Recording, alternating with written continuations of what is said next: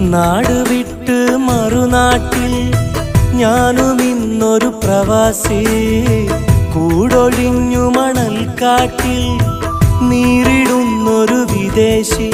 ഈ മൗനവിലാപം തീരുവതെന്നിവിടെ. ഇനി മാമല നാട്ടിൽ എന്നു വരും തിരികെ. പല നാട്ടിലെ മാനവര് അവരിവിടെ സഹോദരര്. വിധി നീട്ടിയ വീഥികളിൽ വിരൽ കോർത്തൊരു സ്നേഹിതര്.